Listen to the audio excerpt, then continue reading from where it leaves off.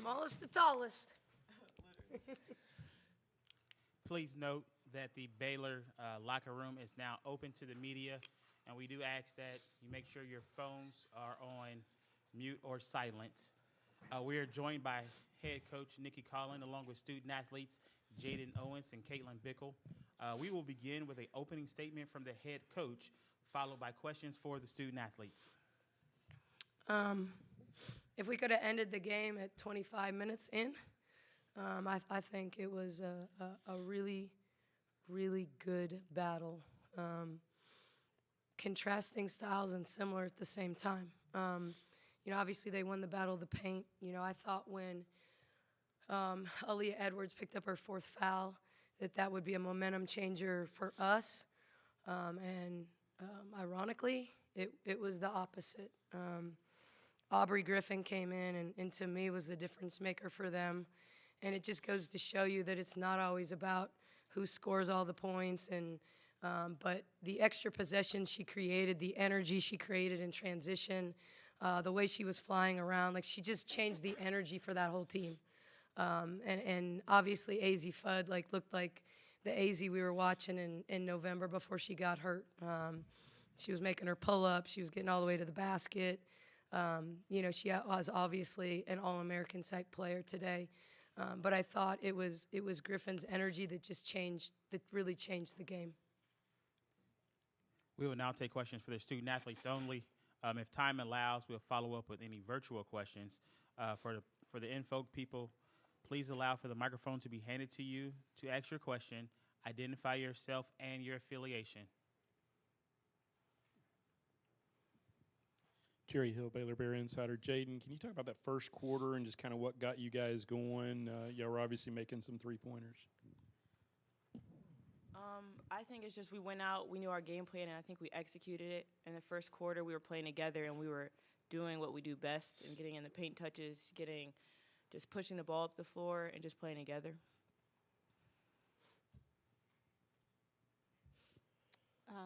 For either of you, what did you feel was like the difference? Can you please state your name and your affiliation? Alexa Thank you. Philippou, ESPN.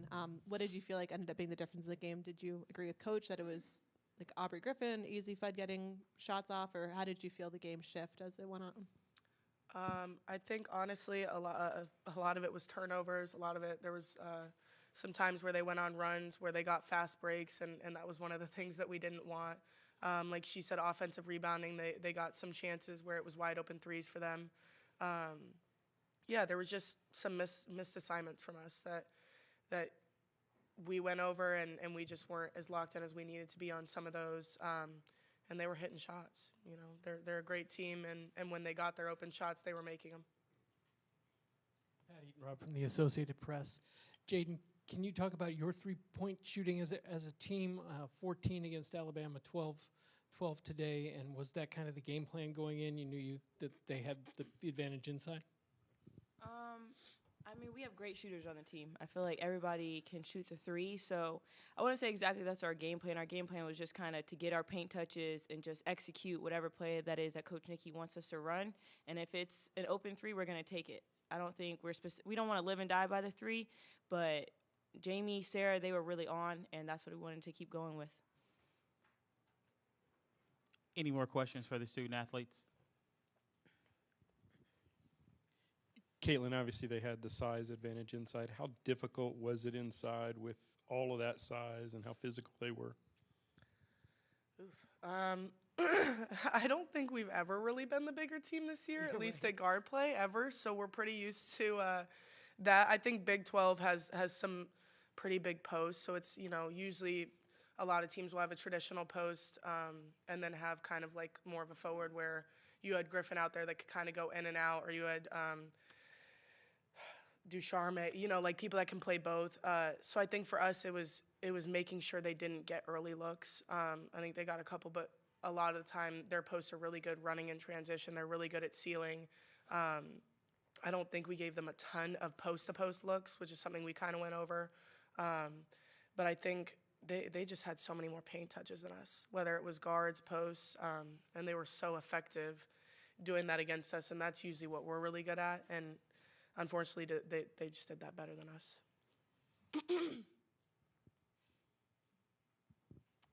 If both of you want to address this, you can, or either of you, but just what do you kind of take from this season and this experience, the second year with Coach, and what do you kind of think will stick with you the most out of this year? You want to go first? You got it. Oof. I'm going to get emotional if I answer this question. You should go first.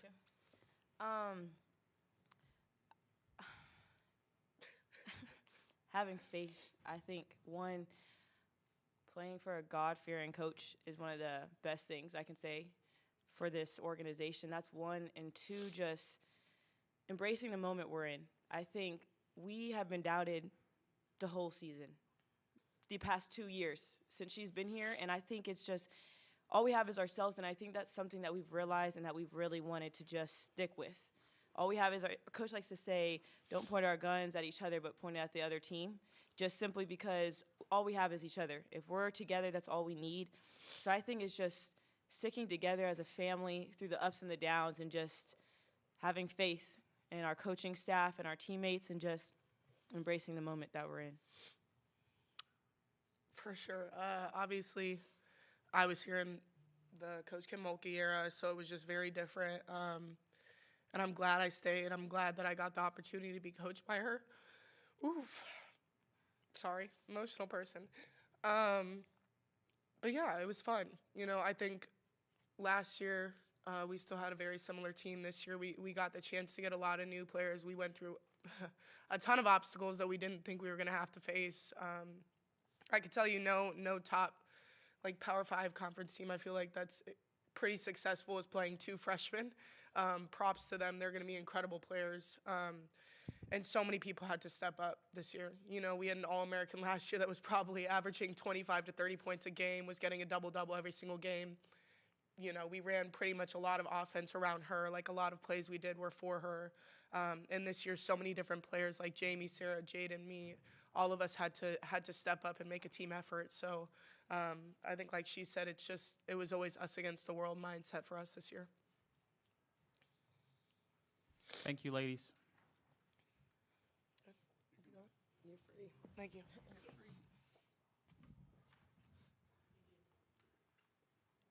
And now we will open up questions for the head coach.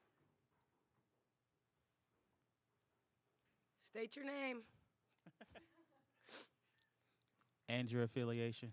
And Rice Cherry Wake Up Trib. Nikki, obviously great effort by you guys tonight. Was it just too much FUD in the third quarter? yeah, I mean, I think it was, she played like an All-American for sure.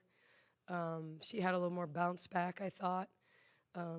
You know, and maybe that game was coming for her, you know, as she's worked her way back from her injury. But I just, you know, when you look at the numbers, it's not like the points off turnovers were any different. You know, I thought we had some chances to get good shots where we turned it over that maybe didn't lead to a basket, but took away an opportunity from us. And, you know, 13 turnovers against UConn is pretty darn good. Yeah, I think I said it in my press conference the other day, like, because their offense is so pretty and their ball movement and their player movement is so pretty, everyone always talks about UConn offensively, but they're always one of the best defensive teams in the country. And I think over the course of the game, their size wore us down. And it didn't necessarily wear us down at the rim on the defensive end. It wore us down at the offensive end because they were switching a lot. And, you know, they did a good job of switching back when they could, so we couldn't stay with some of the matchups. We didn't do a good enough job attacking Dorka in the ball screens, you know, with quicker players. I thought she backed up and contained pretty well. And I thought we settled for too many jump shots. Like, obviously, we knew we were going to have to take more threes than maybe normally we want to shoot 30% of our shots from three. We want to take what the defense gives us, but we don't want to live and die. We don't want to be 50% of our shots from three. But when they have that size and they're backing up, there's a time and place that sometimes that's the best shot you're going to get against them is an open three. And so I really thought the tide changed, though, because of Aubrey Griffin. I thought her energy at both ends, like we would get a miss, and then she looked like Superman flying in from the perimeter, getting them extra opportunities. And you know, when you look at their best lineup, ironically, like, wasn't with Aaliyah Edwards in it when you look at the plus minus. And that's not going to be that way normally for them. But, you know, when Ducharme was at the 4, now we're stretched because she's a great three-point shooter. So now we can only help off of Aubrey. Now we're helping off Aubrey, and she's getting on the offensive glass because she's quicker to the ball than we were. So that lineup was really good for them because they could guard us with that lineup, but they could stretch us out more. And I thought our defense was pretty effective when we could help in on their double big lineup. We stayed home a little better. We rebounded better when they were kind of with their double big lineup, which is what they're going to have to play against a lot of teams to be effective. But tonight, their small ball was really good. Alexa Philpott, ESPN. Kind of similar question that I asked your players, but Oh, no. Okay, go ahead. Sorry. If you kind of reflect back on the season and just how year 2 was and the ups and downs and how you all handled adversity, what kind of sticks out about that to you? Yeah, I don't think, I mean, obviously, what the public sees, what people see is the 40 minutes that we're on the court, night in and night out. But they're not in the locker room. They're not in the practice gym. They're not dealing with someone not wanting someone to get eligible that we were counting on, or, obviously UConn's dealt with Paige being out all year. So, but it's tough when you sign 2 players that are all SEC players and one plays less than 100 minutes and the other never gets to suit up. And so we dealt with a lot of, we've got Boots. Sarah Andrews hasn't practiced for 2 weeks because of plantar fasciitis. She's just, when Sarah doesn't practice, she's not as sharp. I thought she played great on Friday night, but I think the quick turnaround, I was proud of how she battled, but I don't think she has her bounce. When your feet hurt, Jaden's had shin issues all year and wears a boot 24/7 when she's not playing. And so we have to limit reps in practice. And so as a coach, as you're trying to help a young team grow, there were days we had 7 people in practice on a 13-player roster. There were days we had 8. We were days that Sarah could go every third possession. Jaden could go every third possession of a practice. And so it was a challenge. So I'm really proud of how resilient we were, considering some of the obstacles. And everybody has injuries and has moments like that. But you're talking about 2 all SEC players, and it's not the same as I don't know that UConn has a player on their bench that wasn't a McDonald's All-American. And so because of that, they even when they have injuries, they're still, playing 5 All-Americans or 4 All-Americans and one that was the player of the year at Fairfield, who's a pretty dang good player. So we battled. And Caitlin, she's so special. Like, she is our safety, our quarterback. She runs our team. She can run every position on our floor. She's the best communicator on our team. She's stubborn as heck. Nobody I've ever coached plays more for the name on the front of her jersey than Caitlin Bickle. Nobody. She cares about winning. And for 3 years, she didn't play, and she cheered on her teammates. And for 1 year, she was a role player that helped us win games. And for 1 year, she was an all-conference player. And I'm glad that she was able to kind of get to the point where she was more than, Kalani's backup, more than Melissa's backup, and kind of showed the world how good she actually is. So, our seniors, Jamie Asbury was the first kid to say yes to me as a head coach in the collegiate level. I say Jordan Lewis did, but she kind of had already found an apartment. But Jamie was the one that, obviously she came to win a championship, but she had to believe that I could lead her to a championship, lead the team to a championship. So those guys, I'm a big believer, and it's so easy for coaches to want to give a pep talk in the locker room after a game to the young kids about what that meant and coming back, but I just don't believe in that. I believe the last game is about the kids that'll never be in that locker room again. I'm just super lucky to have coached Jamie Asbury and Caitlin Bickle. Coach Pat from the AP again. If you could just take a forward look, where did you expect your program to be after 2 years, and where do you feel it's going from here? I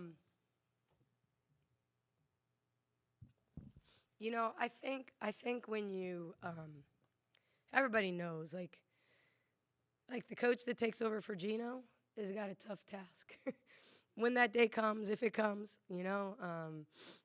but it was about it was about culture. It was about saying this is who we are and this is how we're going to do things and this is who I am and how I'm going to do things.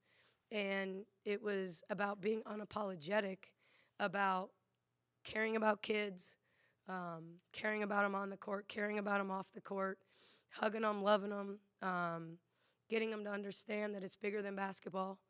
And at the same time, anyone who knows me really well knows there's not a more competitive person on the planet.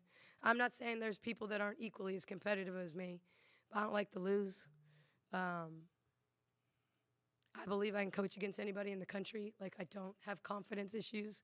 I thought we went toe-to-toe with maybe the best coach that's ever been in women's college basketball, and I know that's debatable and this and that, and I'm not trying to start anything here. But Gino's an unbelievable coach, and what he's done here in 30-plus years is insane. And so this year was about continuing to grow. Like, we didn't have Melissa Smith. We didn't have Queen Egbo. We've missed them. We've missed Jordan Lewis. Jordan Lewis was a sixth-year stud that just knew how to play and knew how to lead and had played in big games and was a winner. So it was about turning the page, and we thought we were going to be really darn good, I mean, come to a practice, watch Trey Edwards play. If you'd have been in our practices watching Asia compete with those freshmen and show them the way, I think we have a chance to be really special. Obviously, the portal's hopping, and you never know who's coming and who's going.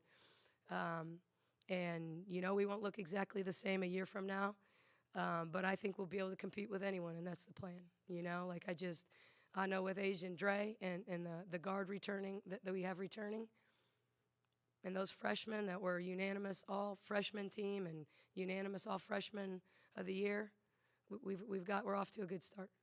Last question.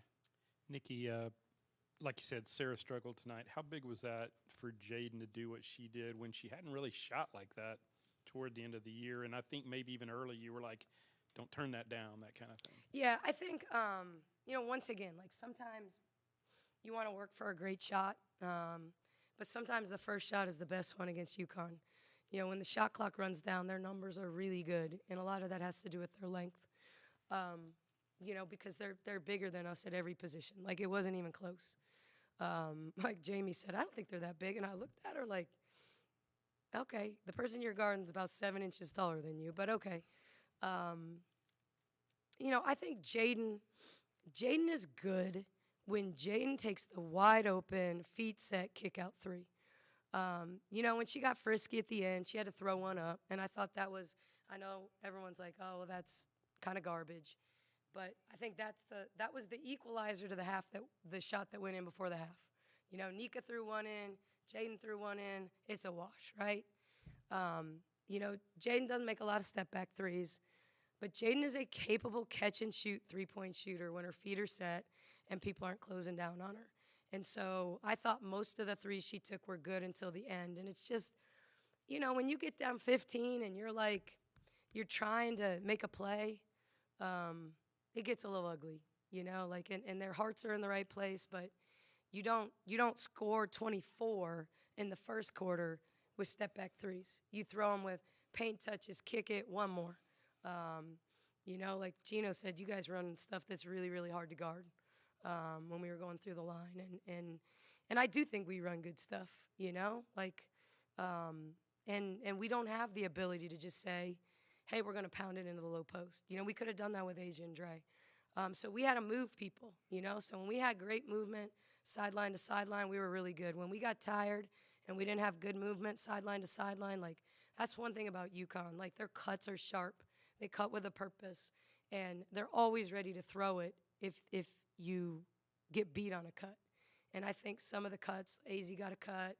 We fouled Lopez Seneschal. They didn't get a ton of them. I thought we took away that for the most part. But, they do such a good job of cutting off the ball. Thank you, Coach. You're welcome.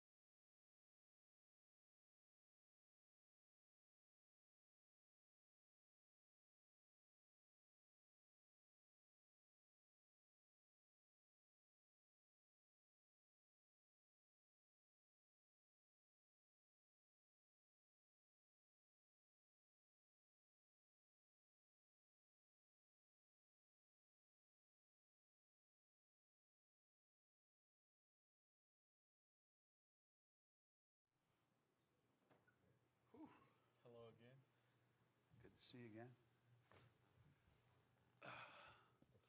I told those guys they're going to miss a great press conference downstairs. Oh, no, I don't mean my team. I mean the reporters that are all waiting to get in the locker room. Start. I told them I'm not repeating myself. It's 11:30. So they Please better- note that the UConn locker room is now open to the media. We're ass up joined here. currently by head coach Gino Oriema and eventually by student athletes Nika Mule and AZ Fudd. We will begin with a opening comment from the head coach.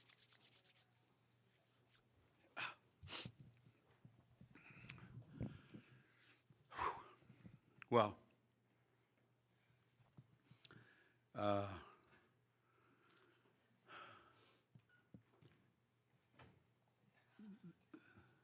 there was a there was a period of time during that game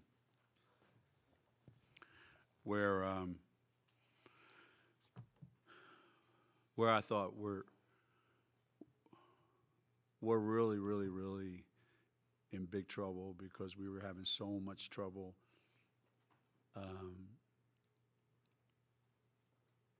executing the defensive game plan that we wanted. So that whole first half was a struggle.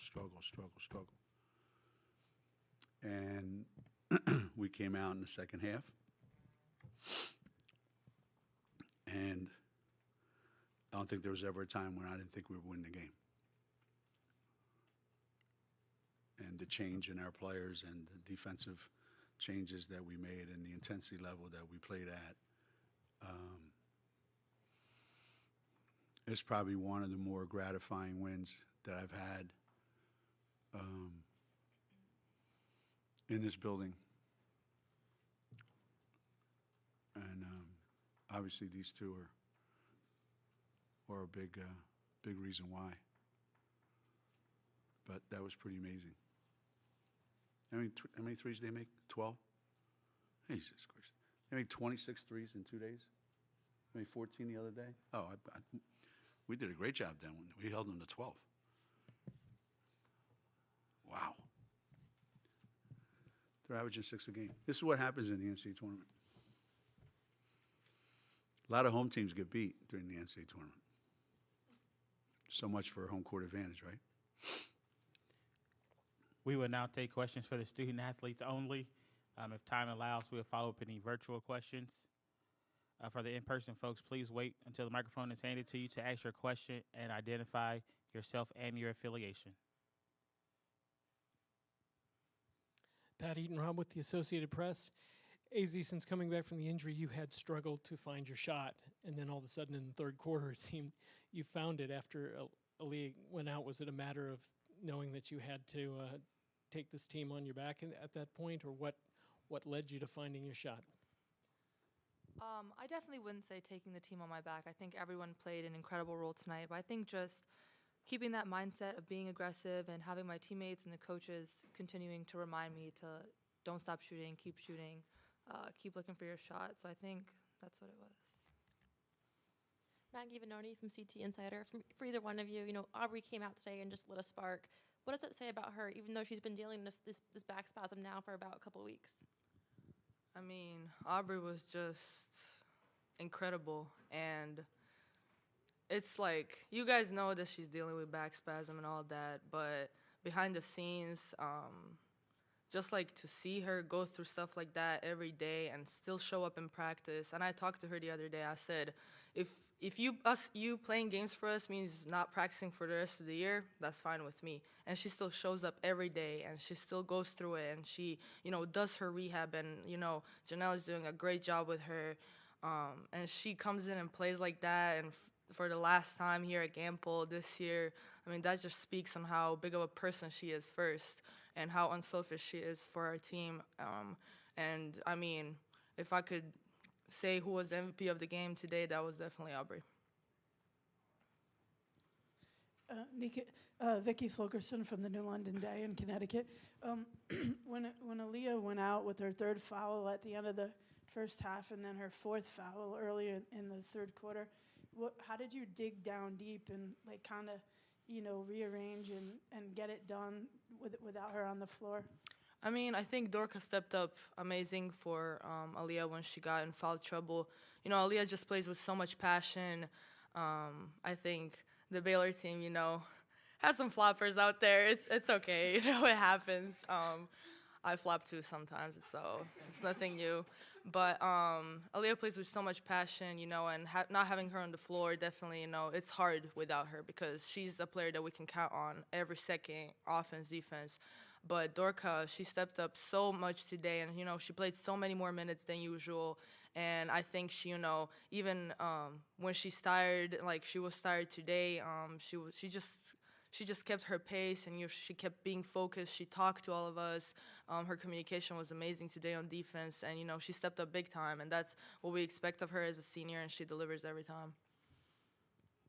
Lila Bromberg with the Hartford Current. Nika, you guys have talked about how just having Azzi's presence back on the floor changes so much with spacing, confidence, but when she's hitting shots like she was in the second half, just how much of a boost does that give you guys?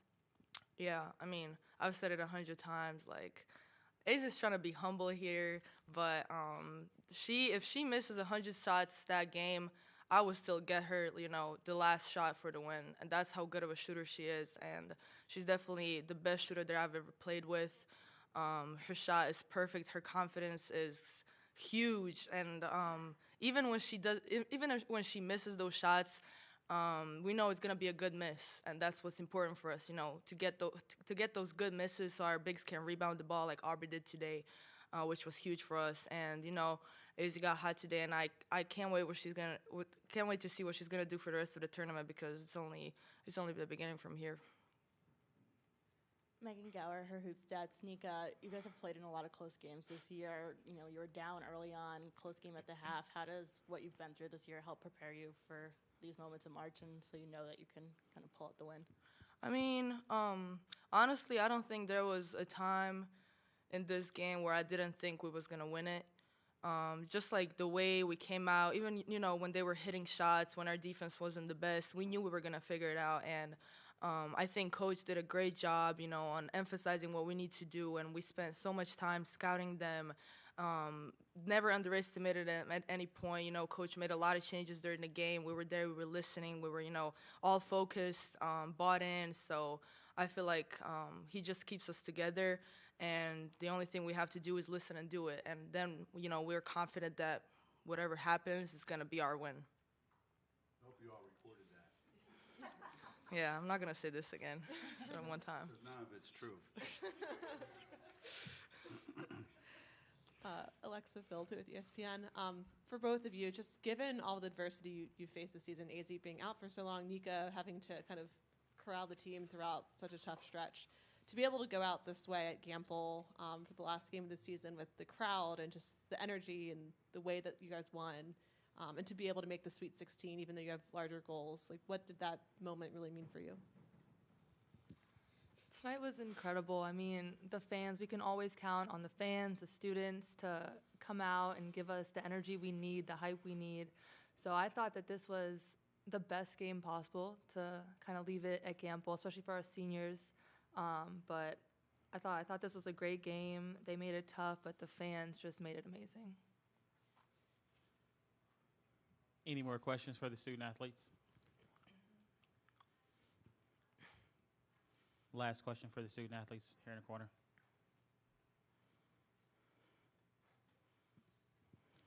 So, Azzi, it looked like Carol at one point was feeling a little dizzy out there, and Lou was dealing with stuff, and obviously Aubrey would go out and put that wrap around her, and you're coming off an injury. Can you just talk about the mental toughness of you guys to overcome injuries and what the mindset is when you're clearly not 100% out there on the court? I think our mindset is to kind of just stay together. I mean, all of us are going through stuff, whether it's stuff you can see, stuff you can't see. Everyone on the team has their own, I don't want to say issues, but everyone has their issues at this time of year. No one is 100%. So I think just staying together, holding each other accountable, but being there for each other to pick each other up, help each other when it's needed. I think that's our biggest thing right now. And I think tonight we did a great job of being there for each other, stepping up, like literally on defense, offense. But I think that's something that we've gotten a lot better at as the season's gone on. We've had our ups and downs, is being able to hold or being, what am I looking for? You get it. Being able to know that we can count on each other, knowing that Nika's gonna be there for me when I need her, and I don't need to like feel bad about like asking her when I need help, that kind of thing. Thank you, ladies. Thank you. Is it still a flop when you run into somebody that in the NFL would be a 15-yard penalty?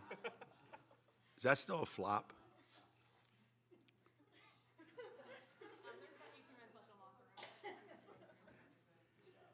And now we will have questions for head coach. Hey, Coach T. Baker with the Next. You mentioned that this win is one of the more gratifying wins in your career. Could you just say a bit more about that and what made this so special tonight? Well, obviously, there have been a lot of great wins here in this building. A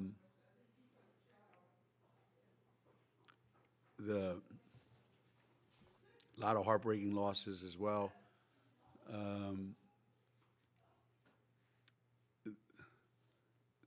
It's funny, there was a game against Toledo here in the NCAA tournament, and we had never been to the regionals. And we got a three-point play from Kerry Bascom with like 10 seconds left to win it, to go to our first regional. And I thought, nothing will ever top that.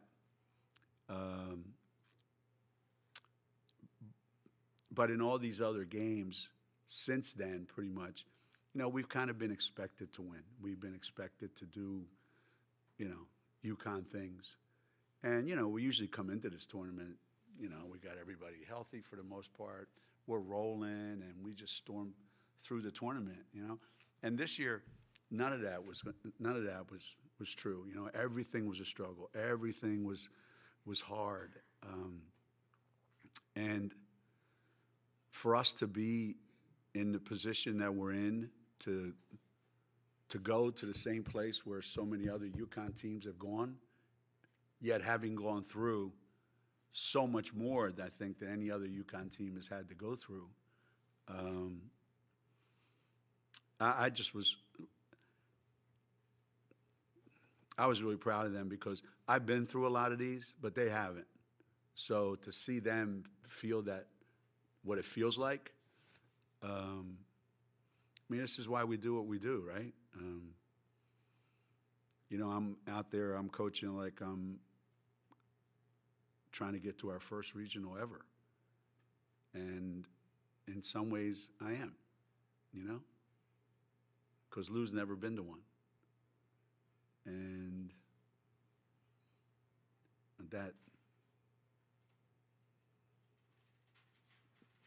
those are the kind of things that make this job rewarding. But Nika balances all that out. Lila Bromberg with the Hartford Current. How was Aubrey Griffin that X factor for you guys tonight, and how impressive is it that she was able to do that after dealing with the back spasms in recent weeks and only playing less than 6.5 minutes last game?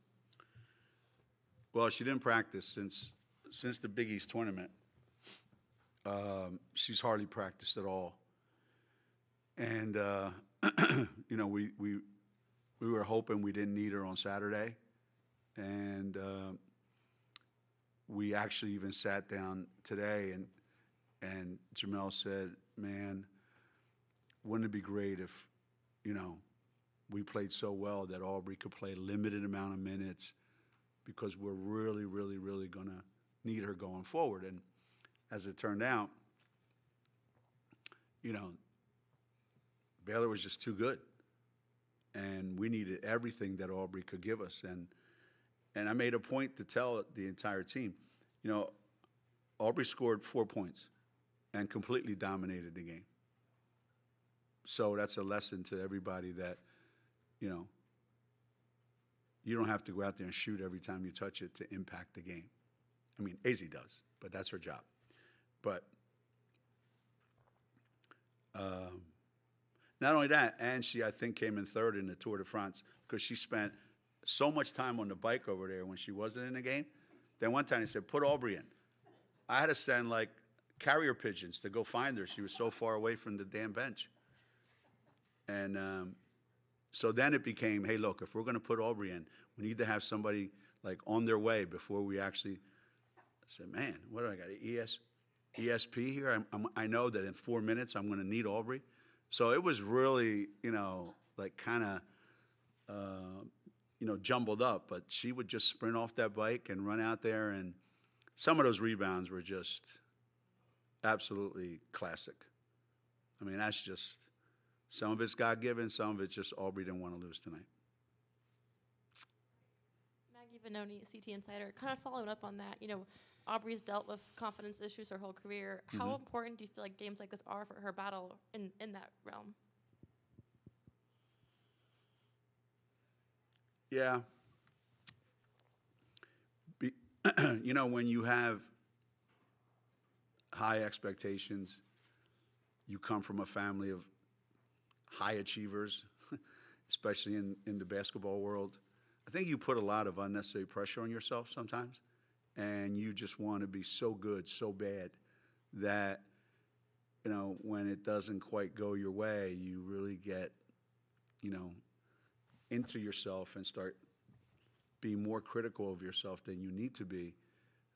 And that's why pretty much during her career, Aubrey's been, when it's going good, there's nobody better.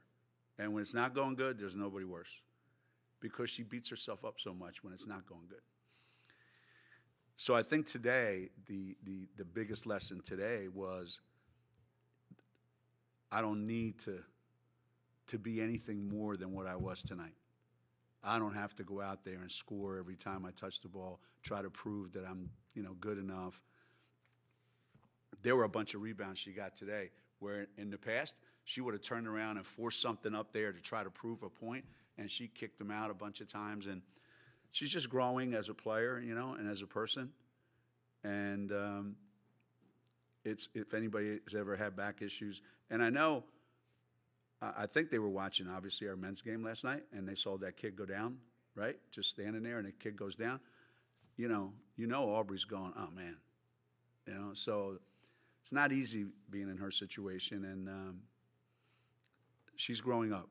She's growing up right in front of our eyes. 2 more questions. Gino, Pat Eaton-Rob from the Associated Press. Aaliyah goes out with the 4 fouls. AZ scored 16 points in the third quarter to kind of put this game away. Can you just talk about her coming back and finding that? And obviously she's a confident kid, but what does that mean for the team?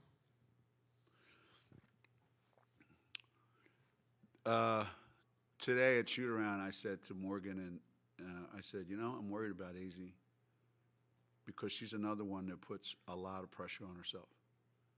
And in these games, she wants to make every shot.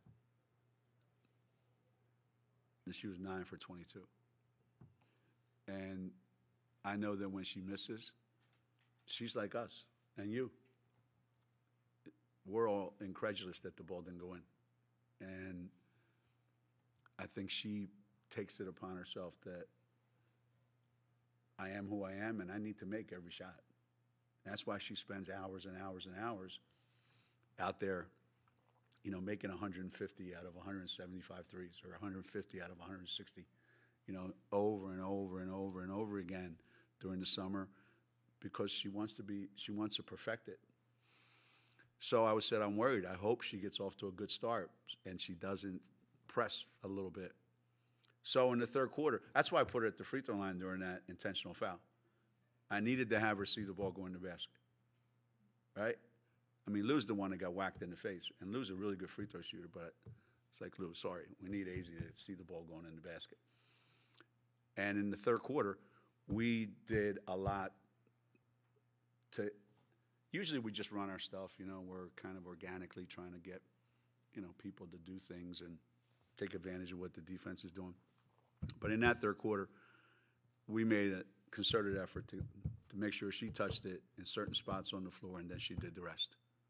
And Nika's great at finding her no matter where she is.